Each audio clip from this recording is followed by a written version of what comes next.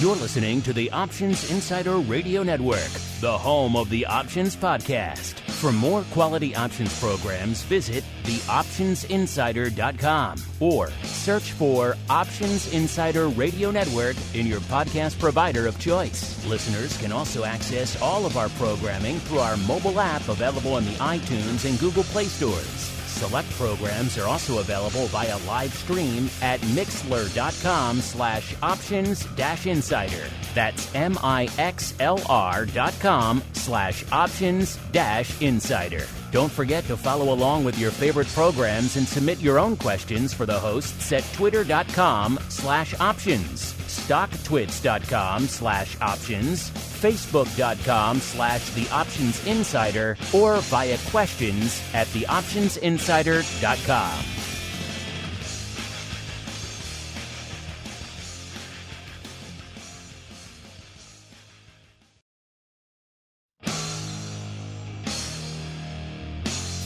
And now, it's time for the show that breaks down the options market from unusual activity alerts to market analysis, strategy overviews, listener questions, and much more.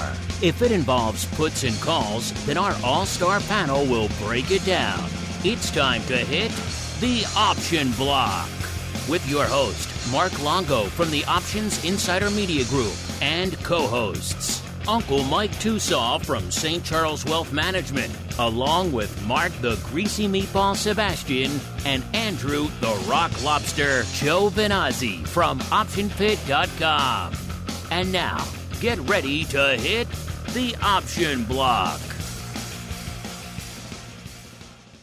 All right, everybody. That music means we are back once again. Turn that radio dial up to 11 because it is time to commence our broadcast week here on the old Options Insider Radio Network. My name is Mark Longo. I will be your host, your guide, your leader down the dark pathways of the options market this week. Kicking things off, of course, with episode 1 of the bi-weekly options extravaganza known as the Option Block, what the cool kids call the old OB. If one of our legion of on-demand listeners, all we ask, if you like what you hear, keep rating and reviewing. It does help all the new folks continue to discover the content these days. Of course, if you want to go above and beyond, you want to get extra shows like our great pro Q&As, another one coming up tomorrow. We got Options Oddities every Friday. Just gave away a sweet pro trading crate. Another one's getting loaded in the chamber, ready to go out for our pro trading giveaways. Of course, live for any show you want, whatever your heart desires, whatever your schedule allows throughout the week, and a whole bunch more. theoptionsinsider.com/pro. Hello to all of our new folks who are joining us out there.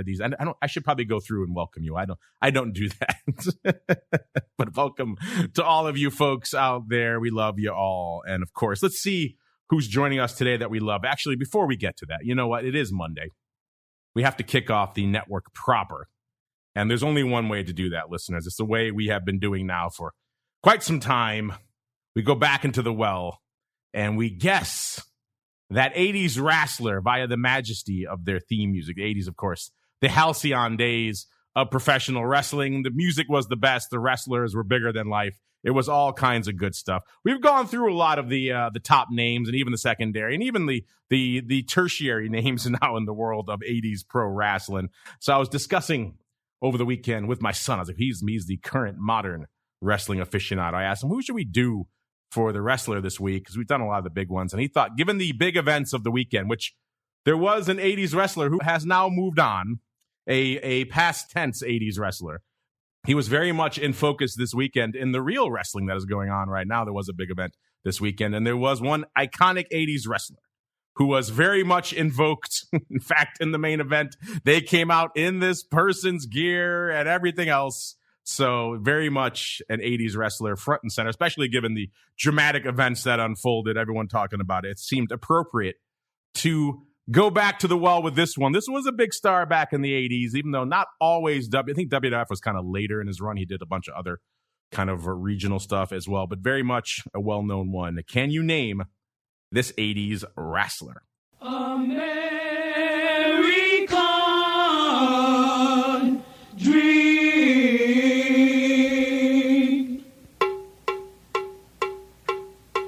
He's just a common man, working hard with his hands.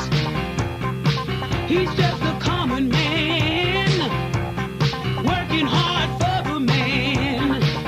Hey, he's American dream. Hey, he's American dream.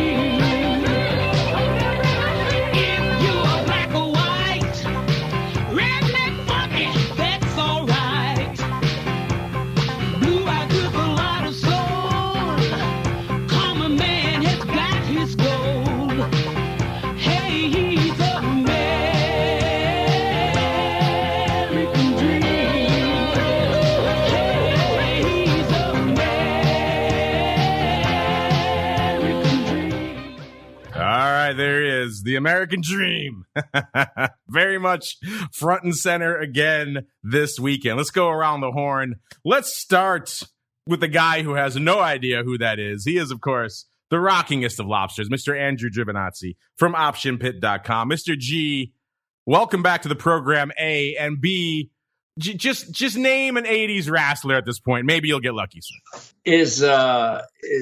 I was thinking, like, wasn't there a guy called Macho Man? Something like that? There was a guy called Macho Man, one of the most iconic 80s wrestlers, perhaps of all time. But no, that was not him. But at least you were in the ballpark, sir. So I felt was I in the right decade? You were. Macho Man, very much a contemporary of this fellow. So yes, well done, sir. All right. There we go. I got my participation. I doff my cap to you. Your certificate is in the mail for participating. All right, let's go out now to our uncleist of Mikes, Mr. Uncle Mike TOSAW from St. Charles Wealth Management. A, welcome back to the program. And B, sir, I know you know this one. Who we talking about the American dream, sir? The American dream, Dusty Rhodes. Yes, that is correct, sir. Did you get a chance to see any of the drama that unfolded around him and his legacy and his son this weekend, sir? I did not, unfortunately, but kind of a busy weekend. But he's the American dream. You gotta love him. Him and Ric Flair had their feuds for many years, and Dusty Rhodes, he was something else. I mean, back in his day, I remember when his friend turned on him. I forget who it was that turned on him one time, but they showed a replay of it, and he said, I don't know what was wrong. I don't know why he turned on me. If it was money, I'd have given it to him. If it was fame, he can have it all. He was my friend. And he was the man of the people, Dusty Rhodes. Man of the people, indeed. Yeah, the reason he's so front and center now is because his son has made a very big, popular, triumphant return to WWE recently. And he was in a main event this weekend against someone who came out.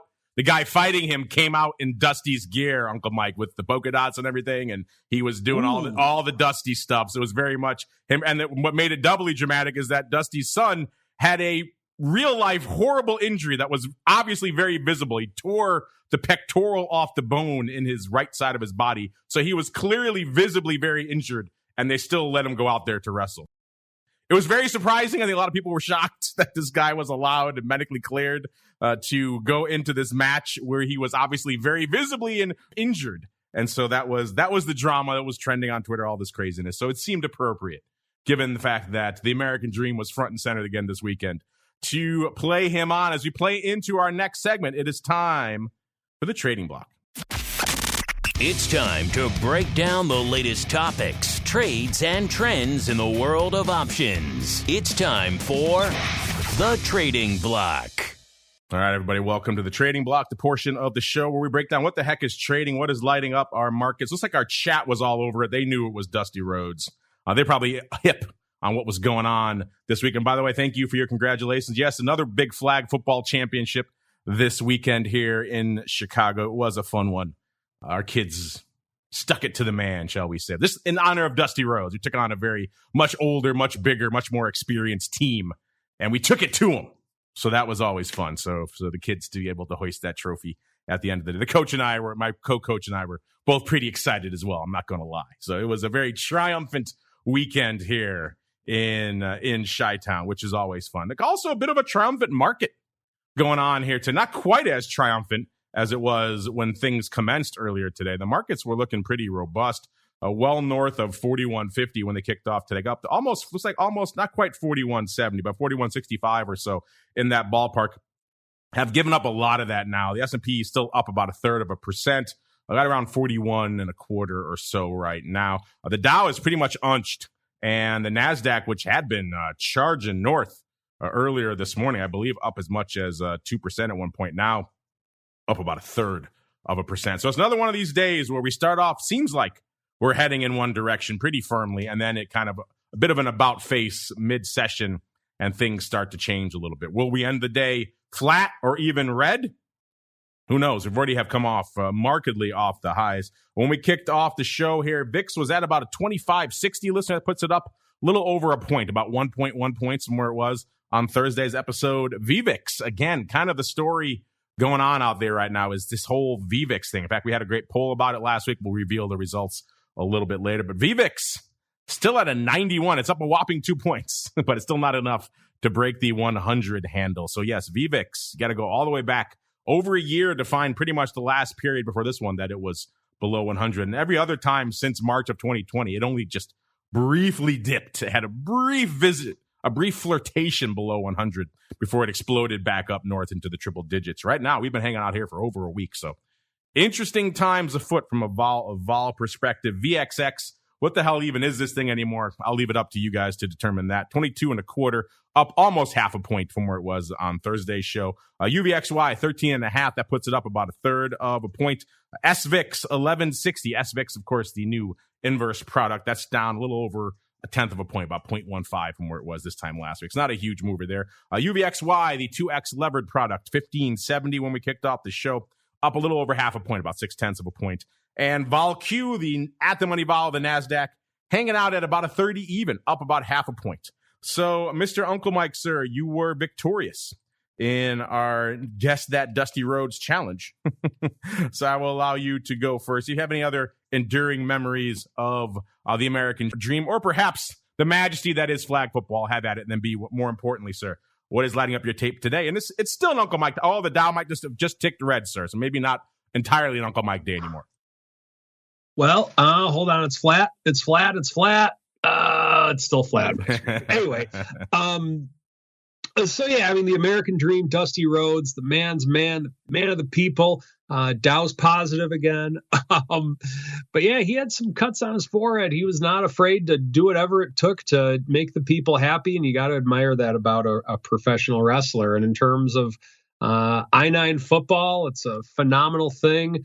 I coached my son many years in it, and we'd always do well, but we could never quite close the deal. We got to second place once, but it seemed like we got third place every year in the league, but we could never quite beat the big teams. So, Mark Longo, you have something as a football coach that I do not. So, got to come on down to downtown. We'll show you how to do it down here, sir. You got to show me how to do it. But unfortunately, I'm sad to say my I-9 days are over. My son's in high school now. So well, that'll be one football championship I will never know what it feels like to win that you will. So my hat's off. Some call me the Lombardi of I-9. I'm just throwing it out there. I'm just saying it. I'll tell you what, though, you wouldn't have messed with my defense back in the 6- and 7-year-old era. We had a brutal defense. You were not going to get by on us. So, but yeah, just a quick note on I-9. One of the highlights of my coaching career is for I-9 is in the early days, you can't run the ball when you're inside the 5-yard line because they want to make sure there's fewer collisions. And so what I would do is if it's 1st and goal from like the 4-yard line, I'd have the quarterback take a knee to put to the 6-yard line to then throw the ball. Parents from the other team would just holler and scream and were just livid that I did that. So the next time I had on the 4-yard line, I kneeled the ball. Then they're all screaming, he's going to throw it. He's going to throw it. Then we ran the ball in on him. So I was that guy in I-9. So maybe I didn't deserve to win an I-9 championship. So you took these sportsmanship lessons to heart, sir. I did. But I will say this, though. I always played everybody.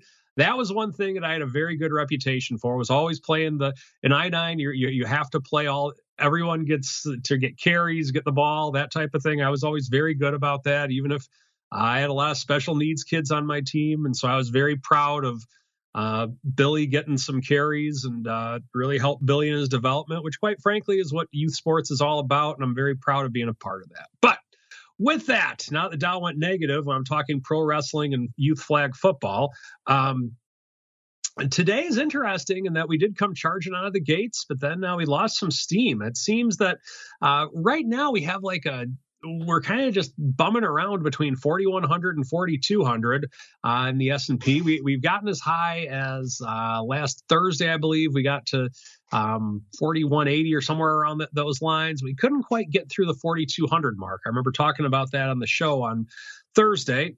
So we haven't quite gotten there. What's interesting is not last week, but the week before, from I believe it was Friday the 20th or a couple weeks ago on the Friday, where we just all of a sudden just reversed very quickly in the S&P.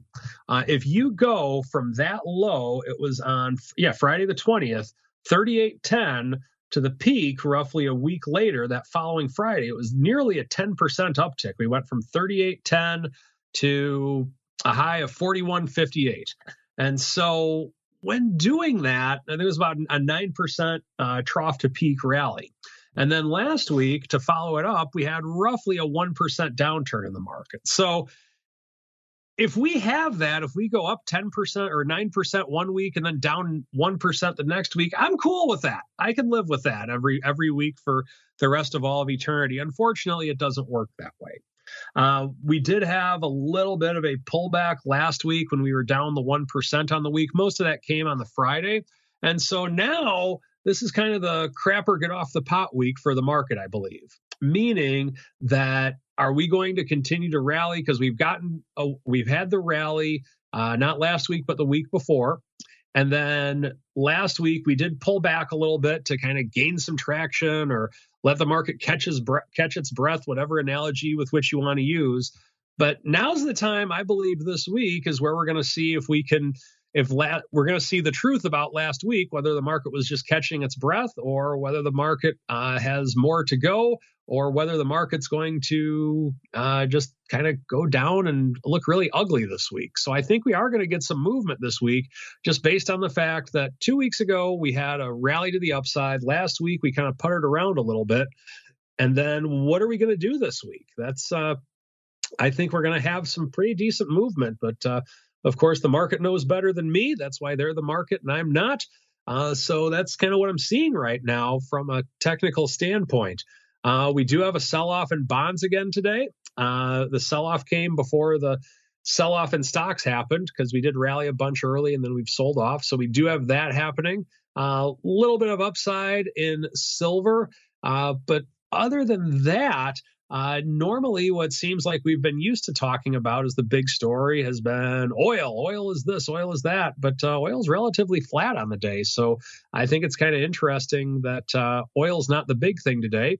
But what is unique in the commodity realm that I think is a big story, at least for the time being, is natural gas. Holy cow, that is having a big old whopper of a day today. It's up to 931. The recent high for natural gas was on May 26th at 945. So we might make another run at that high for natural gas. And so that is the commodity to be watching today at this stage, or at least from what's lighting up my tape. We do have that. And I think that if natural gas continues to go higher, that's not going to bode well for small business in terms of people who are dependent on natural gas, like the dry cleaners or people that actually need the natural gas to make things work. And so from there, I think that's something to definitely keep an eye on. Oil's elevated, natural gas is getting there, but where's that going to go? It's something to keep an eye on. And by the way, just a friendly reminder, Bitcoin still sucks. I don't care if it is up today. Did you finally make that bid for that URL, sir? I should. I should. You might get more traction now that it's in a bit of a downtrend these days. You might get more visitors to that URL. Now is the time to strike, sir. BitcoinSucks.com. Make that offer. Strike while the iron is hot. Let's go on out to the land where he always thinks Bitcoin sucks. He's always just kind of grumpy. It's the dark and stormy shores of Maine. You understand. You live under that cloud all day. It's going to affect your mood. Mr. Rock Lobster, sir, what is lighting up your tape on this? Was an Uncle Mike type of day. Now, maybe not so much. Well, it wasn't Uncle Mike. You know, I am optimistic. I'm an optimistic person, I would say. You know, I'm cautiously optimistic. Very cautiously.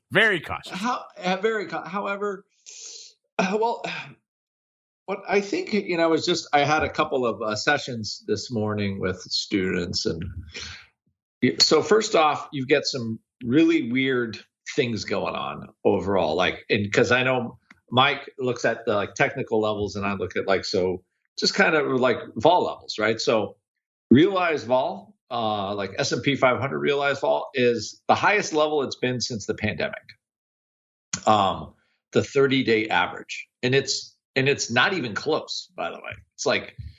It's so, for whatever reason, the market's deciding to have a bout of the I don't know what's going on, kind of thing happening. So you got that. That's one thing. So we have a very, very volatile. Mike was talking about swings. Yeah. Because realized vol, 30-day realized vol is 32%, and that's as high as it's been since April of 2020, and it's again not even close. So you've got huge swings, right? However, the volatility in VIX is at almost a 2-year low. So it's really weird, confluence of extremes. We have relatively low implied vol in VIX, and we have relatively high realized vol in SPX. So I like most things, it's in 2022. It's it's things you don't see very often together. I guess if this will be the year, we'll just call it things you don't see often together. So how do I read that? I read that as, first off, since VIX is already 25, we're already in the danger zone. Again, another day. It's like it's normal, right? With realized vol that high, though, VIX isn't even that, implied vol isn't even that expensive. The 30-day straddle is $210, I believe, in SPX. And I think, 3 weeks ago, it might have been 260, 270, right around that level, when VIX was in the 30s. So at this point, the market seems to be happy with the range that the straddle is giving. And because we stay in it. So that range takes us down to 3,900. So nobody is really, at least the way I view it, nobody is paying up to see a number really lower than that. And on the flip side, from a range point of view, there's really no breakout, right? So are stocks cheap? Well, I think the big tech stocks are still not cheap companies. Apple is not. Facebook has a relatively low multiple. Google is approaching, I believe, a multiple in the teens, which for that growth company is pretty amazing. I think it's getting close. So let's call Google a reasonable multiple, maybe. 20. It's 20 times plus all the cash they have in the bank, which is $1 gajillion. Yeah, they have $200 in cash per share, about 10% of the value of the company's in cash. So Google is now a teen multiple, which is not unreasonable. Oil companies, oil prices are sky high. So who knows what the heck those are worth, right? I think Apple is still a relatively expensive company. Microsoft, I think, from a multiple point of view, is relatively expensive, although the market loves it. Netflix got taken down to earth. Facebook got taken down to earth. Amazon, their multiple has been getting slammed. So you've got so you have that kind of side of the coin where the market has adjusted quite a bit. I think Amazon's multiple still is pretty big considering how large the company is, but it's not 2 trillion anymore. It's 1.2 trillion. So you've had this big, and where's the growth going to, it's not going to be COVID growth anymore, right? So all that stuff is kind of off to the wayside, and they're going back to being where they were. Congress might have their say in big tech, but that's a big chunk of the valuation. So if I think you look at stocks, I don't think they look crazy priced anymore from that point of view. I think they're kind of actually, a lot of stocks are reasonable. All those crazy growth stocks, they lost 80, 90% of their value. So they got, I don't know where you go once they're $10, where do they go, right? whether $20 or $15, they've gotten just annihilated. So I would say the market's probably getting to a more reasonable level. I don't think it's super cheap, but it's reasonable, right? So you got that. So the big concern now is, okay, like all this macro stuff, you got this huge inflation number, because we don't really know how that's going to shake out, right? Is it going to be super big? And we're going to have, and then the Fed will have to be more aggressive, which I think would be really bad. That sends us down another 100, 150 points at least. So we're now waiting for that number this week. That's a Friday number, and then, the conventional wisdom is that QT is bad. Quantitative tightening is bad because they're taking money out, which I think overall it needs to be done anyway to kind of get some sort of reality back into government and, the whole monetary and fiscal situation we have. So the market is sitting here waiting for something to happen. I think that was part of Mike's point about, we're going up, we're going down, we're going sideways. I think, Rick, this is kind of a sideways. It's just sideways waiting for this number. There was a little bright spot where the Chinese are like, well, we're not going to be so mean to our companies anymore. And some of the lockdowns are easing.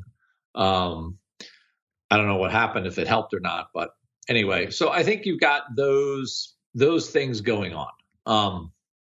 And I think so it's hard. Like I would say the vol trade is a hard trade, especially for the June cycle, because everything really is going to be dependent on what happens Friday, I think, if we get some kind of telegraph going forward. So you just have a lot of this odd stuff going in sort of different directions. And I can't tell you or not if I think if the realized vol's dead in SPX. I don't think it is, especially because we have to keep waiting for these numbers and how bad like the inflation thing is. Because gas prices aren't going down, nat gas prices aren't going down. Grocery bills are still, I don't know if anybody looks, but I think everybody's grocery bills got to be up at least 20% to 25% since last year. So these are real things that eventually will start to squeeze demand somewhere. But anyway, we're sitting here, we're sitting at a 25 VIX. SPX is basically had a little bit over 1% range today. And I don't think any of that's changing until something on this macro level becomes a little more certain.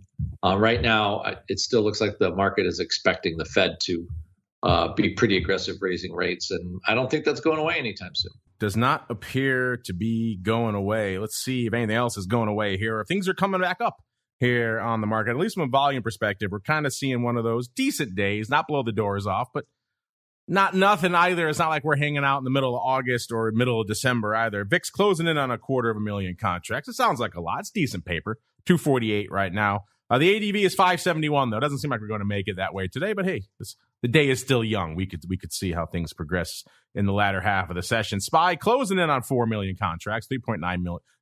Easy for me to say. 3.93 million contracts. The ADV is about 7.25 right now. So SPY looking firm, looking robust. The S 970,000. The ADV 2.14 million. So a little bit light on the S front. Always interesting to see how that works. Seeing SPY doing a little bit more paper, S doing a little bit less. IWM, nobody touching it today. Nobody playing in small caps. 236,000 contracts on the tape. The ADV out there is nearly 800,000. So going to go out on a limb and say probably not going to hit that today. The Qs, 1.64 million. The Qs looking like they're pretty much firmly entrenched for another ADV or stronger day. The ADV out there right now, 2.86 million contracts. Let's get on out to the single names, see how things are lighting it up out there. And, these days, it seems like we either have a single name day or we have like a broad index day. We very rarely have both. And today is kind of a light day on both, I guess you could say, because it only cost you 182,000 contracts to break into the top 10 today. That gets you all the way to the King of the Apes, at least for right now. That's AMC. It's off about almost 5%, right around 11.85 right now, off about 60 cents. Good for, again, number 10, 182,000 contracts. That's pretty light paper for breaking into the top 10. Number 9, we've got DIDI. This one's been making all the rounds out there. You see all the headlines up 50% or whatever. ringing it in a little bit. The stock's only 255. It's still up 37% or a whopping 70 cents. But you see all these histrionic headlines, DIDI blowing the doors off. Yeah, okay, it's a $2 stock. Dial it back a bit. 197,000 contracts on the tape, though. So even though the stock is cheap, folks were still piling into the options. So I guess that puts the lie to some of our polls we've had out there where what is your break even, or what is your cutoff point, I should say, on how low is too low on the stock anyway before you will not trade the options. It seems like there really is no limit because nearly 200,000 contracts going up on DIDI when it was well shy of $1 earlier this morning. Facebook, a day that ends in Y. Facebook's probably going to be in our top 10 today. It is there at number 8, 201,000. Same for NEO, day that ends in Y. NEO's going to be there somewhere. Today is number 7, 240,000. You could do the same, rinse and repeat for NVIDIA as well. Number 6, 272,000. Number 5, it seems like all is right in the land of China again because all these big Asian names and Chinese names are rallying. We got Baba up 6.25, nearly 7% today, trading around right around 99.5. Good for number 6, 272,000. Actually, number 5, 273,000. It's a point 1,000 above the good old NVIDIA. Number 4, AMD, 339,000. Number 3, yes, I said number 3.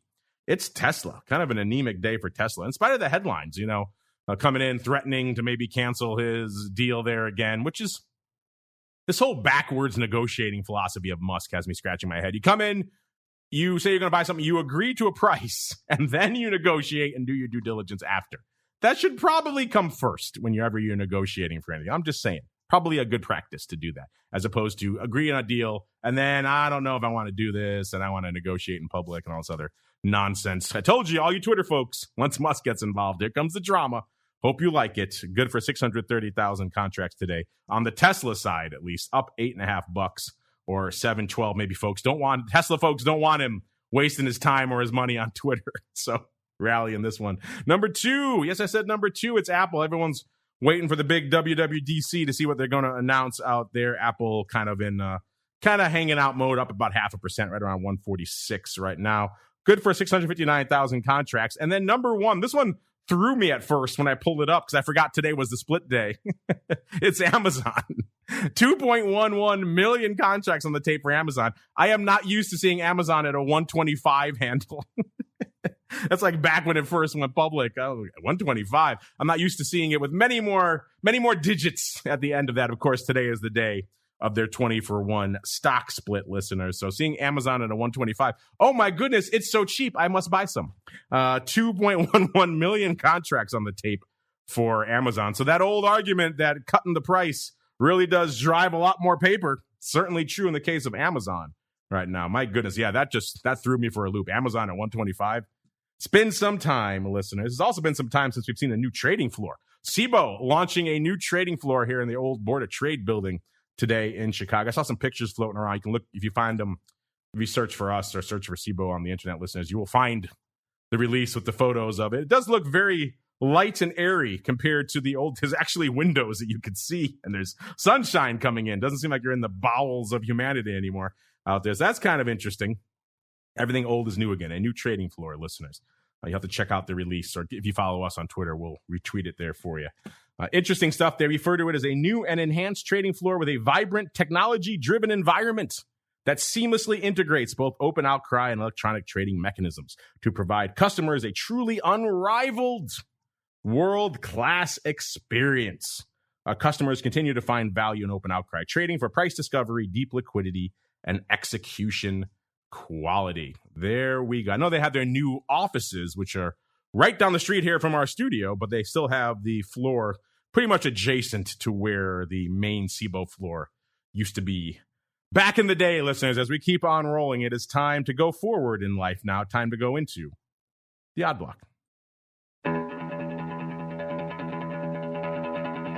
It's time to break down the most interesting, unusual, and downright questionable options activity that's been identified by theoptionsinsider.com. It's time for the Odd Block.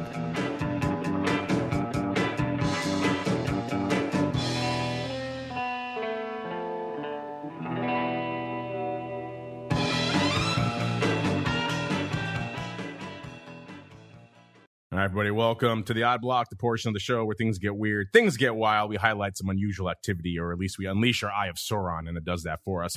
Our chat saying there's a new pit. Crazy. Yeah, it is kind of crazy if you think about it. But on the other hand, there is still a lot of value in open outcry. A lot of the big institutions still want to call up a pit and work in order, get that what they call the high touch execution, especially for complicated multi-leg spreads that go up in pits like the S and stuff. So it's not all buying your one lots of AMC out of the money calls and getting executed in sub-second time frames. It's a lot more goes on the institutional side. It needs a little bit more time and a little bit more babysitting on the execution front. And for that, open outcry still does serve a purpose. Let's see what our Eye of Sauron has found for us today. Listeners, first, it's going out to the land of cereal. In particular, Kellogg, ticker symbol K. I haven't talked about this one on the show in quite some time. Trading right now, 68 1/4. It's kind of been an interesting year. They kind of have done net on the year, kind of a whole bunch of nothing. A year ago, they were trading 66.41. They are trading 68 1/4 right now. So up not even $2, $1.80 on the year.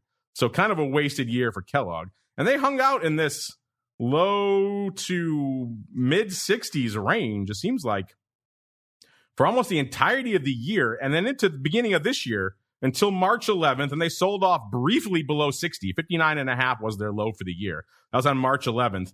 And they rocketed up on May 9th to their high for the year, 74.5. So they finally broke their range on both sides, but ever so briefly, though, because then they came right back down again, and now they're back. They got as low as 67.76 on Friday. Now they are a little bit higher, about $0.50 higher, 68 1/4. So this name just seems glued to the mid to high 60s range. Let's see what our Eye of Sauron found out here. Maybe someone expects it to break free of that range, and it looks like that is indeed the case. We got someone coming in and loading up on the 72 halves in June. 3,086 times. They paid 20 cents for these. These are surprisingly tight. They're 15 cents at 20, given Kellogg does some paper, but not a ton.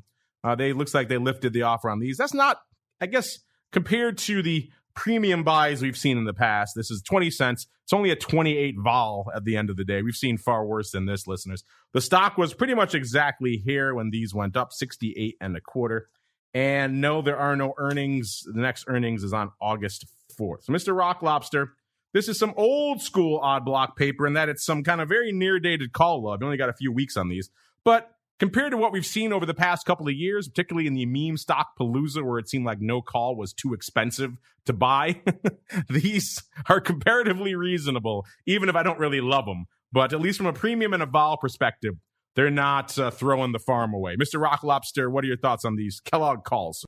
You know what? They're not terrible, yeah, right? They're not terrible. I think that's probably the best thing you can say about them. I mean, you know what? It's weird because there's just noting that, VIX is still like, so vol is still like, okay, so the broad market vol is relatively high.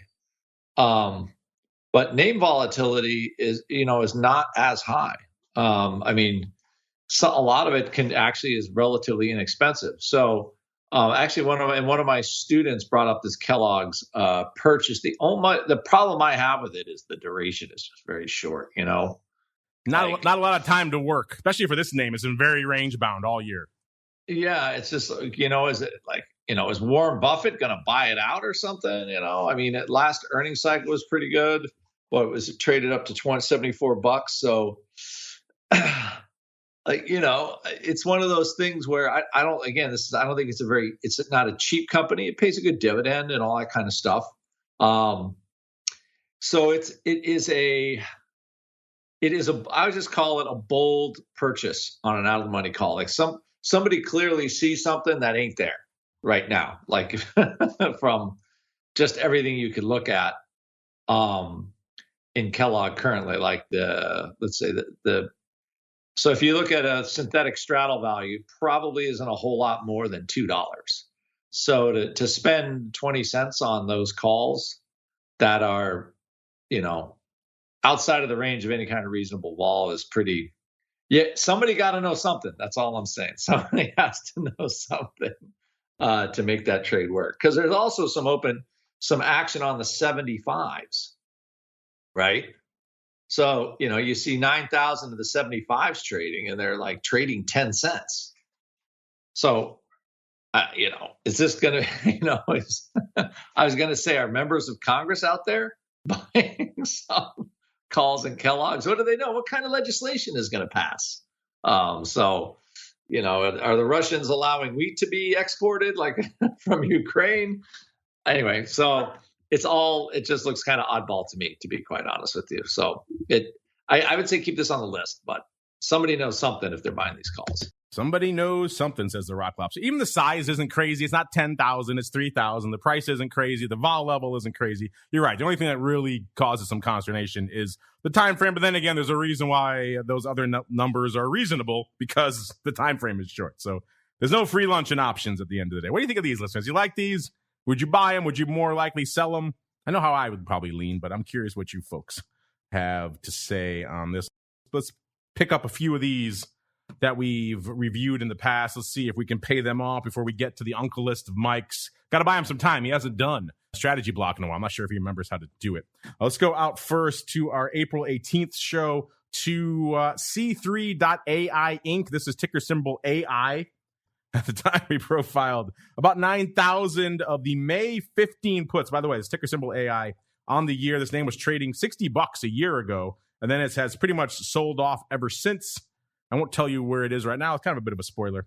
Let's get to where they were this past month, because 8,900 of the May 15 puts, that's what paper did. They came in and sold them for 32 cents. Again, nearly 9,000 times. The stock was 19 and a quarter at the time. So again, it was trading over $60 on last year. It didn't quite top out on June 8th, but actually June 28th. So close to it. 66 and a half was the high for the year. When they put this trade up, the stock was 19 and a quarter roughly. There are earnings, but not in this cycle, not until June. And looks like they were selling these, so they drew that line in the sand at the 15 strike. And the stock, Mr. Rock Lobster, closed on expiration in May at $18.22. So they would have worked out. However, looks like they didn't wait that long. So we have to tip our cap to them, because people putting on a trade that works and then they take it off. How many times have we lamented, oh, no one did anything, and then they got run over? So we can't give this guy a hard time. So he didn't get all of his 25 cents. All of his 32 cents. He got 25 of it, though. He came back in and closed them out on, what day was this? May 19th. So almost exactly a month later, he came back and bought them back for 7 cents when the stock was about 18 and a half bucks. So he still made a decent amount of money. He made 25 cents almost 9,000 times, so right around 225,000 bucks. So Mr. Rock Lobster, he drew a line in the sand. It was not that aggressive, but it was decent. He got a decent amount of premium, not a ton, but not nothing. He kept most of it, and then he took it off when the getting was good. You can't really fault this one, sir. At the end of the day, he pretty much made your significant other's Ferrari benchmark, so you can't laugh at that. No, I mean this worked. I guess this is an enterprise artificial intelligence software company. So this is kind of an odd one. Let me see here. Let's say, Tom, I wonder if they used to be named something else. Than what, market cap is $2 billion, revenue is $2.5 million. It's a small float, only 100 million shares. So kind of an odd little stock, to be quite honest with you. But they have real revenue, and somebody saw a line of. They also apparently they have $9 in cash. So I don't know where they got that big chunk of change, but it makes the company not super expensive. I guess they used to make a lot of money, and then recently they have not been making any money. So anyway. But an interesting put sale. But yeah, they did collect other bucks for sure. So what can you say? It was definitely a win for them. What can you say? Indeed, we don't profile a lot of wins, at least wins that people actually keep most of what they earn. So we gotta take those when we can, listeners. So tip our cap to our friend here in AI. Let's go out now around the same time, a couple days later, April 21st on the show. These were a couple of newcomers to the show at the time. This one here is Equitrans Midstream Corp. ETRN is the ticker. They refer to themselves as ETRN, an American nat gas company. They have pipelines out of Pennsylvania. Let's see. On the year, a year ago, they were trading $9.16. They got up to $11 in October. You know the saga of nat gas. You don't need me to regale you with it. At the time, back in April, we profiled someone coming in and scooping the main nines 4,624 times for 25 cents. Well, we thought they were scooping at first, but then as we kind of dug into it a little bit, we kind of realized that it looks like they were actually fading this pop a little bit because they actually were selling these. The stock at the time was $8.62, so it was higher.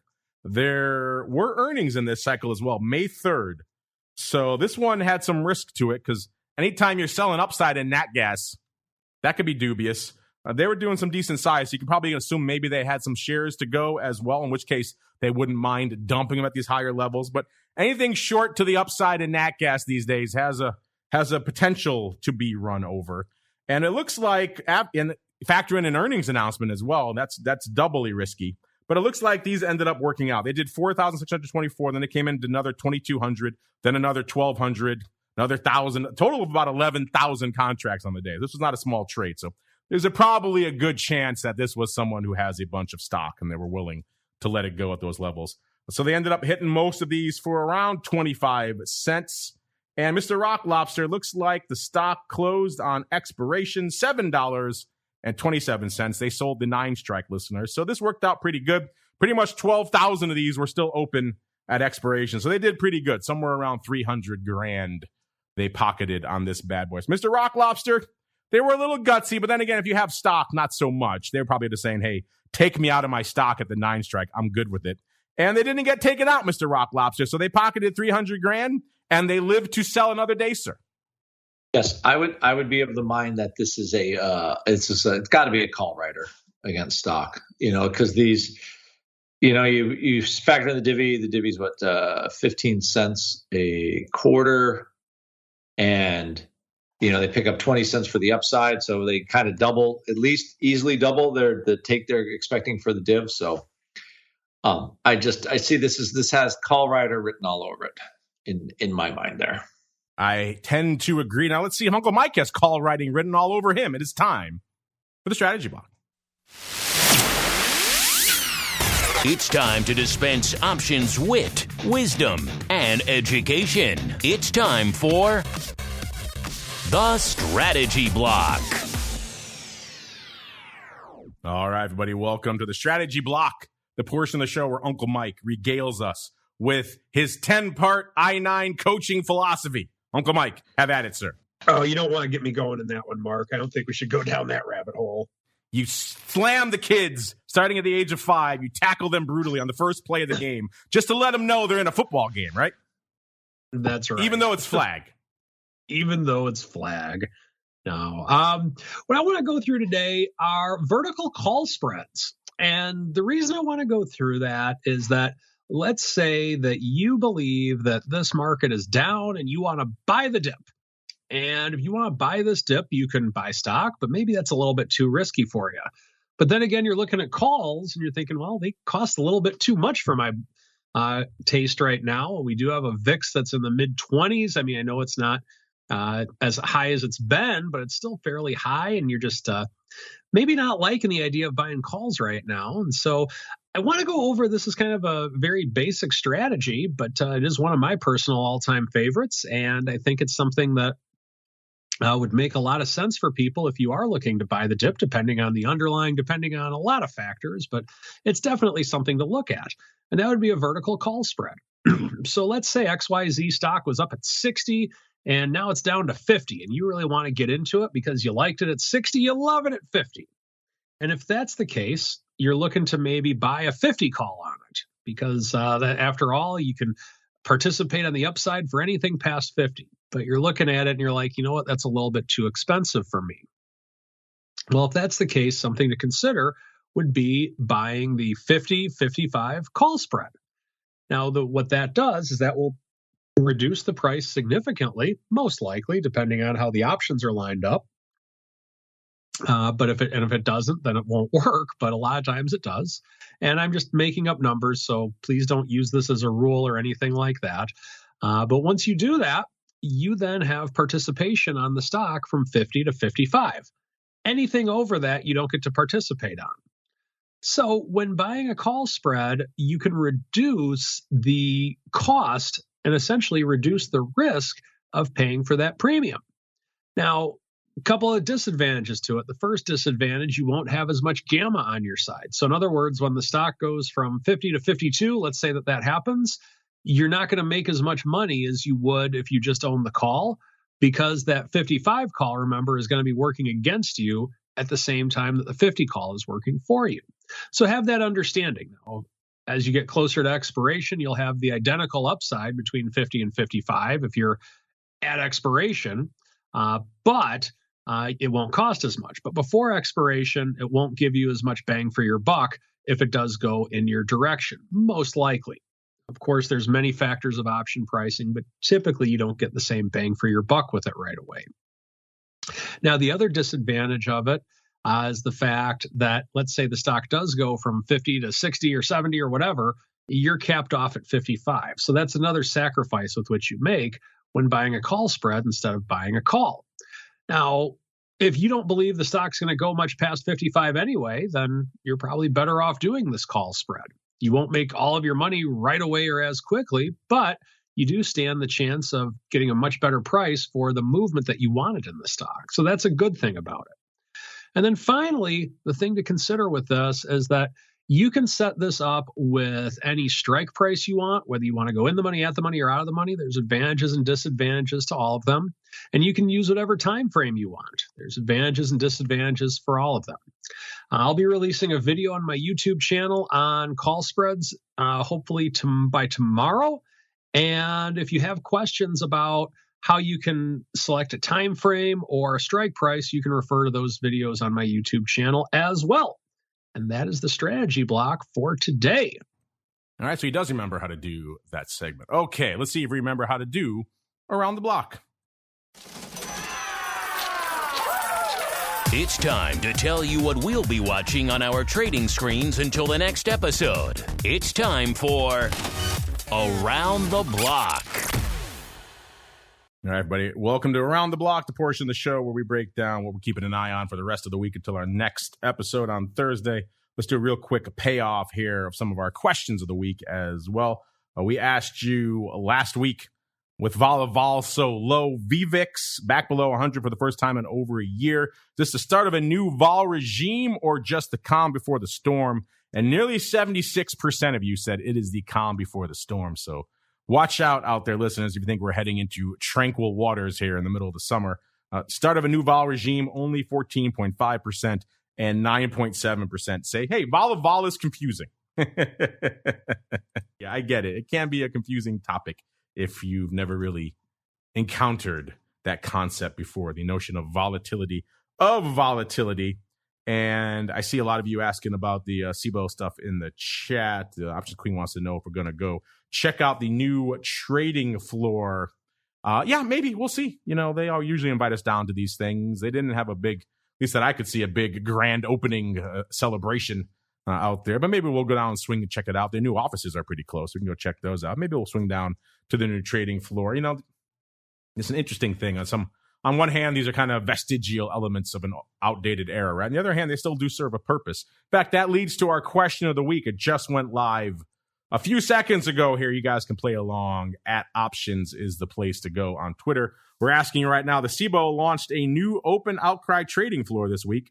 So our question of the week is a simple one. Does open outcry still have a place in the modern options market, or is it an outdated relic of the past? Gave you three choices. Yes, it's still important. No, electronic or bust. Or what's open outcry? Get in there. That just went live literally a few seconds ago. So I don't think it's all still tied at 0-0-0. No, it just went live. So we'll get the votes in, let you know a little bit later this week how things are looking. As we go around the horn, let's go back to the rockingest of lobsters. Mr. Rock Lobster, sir, what are you keeping an eye on until we gather here together on Thursday? Well, I guess waiting for the CPI number and seeing if this rally has some legs, and if it does, you know what it will be. So, why do you care about inflation? The Fed already told us it's transitory. We shouldn't care about these things. So, yes, that's what I kind of is on my radar screen as of right now. So, mostly just the Fed. There's really not much earnings to go on, and just how high can these energy prices go? At some point, you know, OPEC is going to want to start producing more, you know, into this at $120 a barrel, like gas in Maine is $5 a gallon. So I don't really drive anywhere, but it's pretty darn expensive as far as I can tell. So anyway, that's what we got going on here. $5 a gallon in the hinterlands of Maine. Man, you're rivaling Chicago prices now. Let's go on out to the land of St. Charles, where gas is always a pleasant $1.85 a gallon. Mr. Uncle Mike, sir, what is on your radar for the rest of the weweek?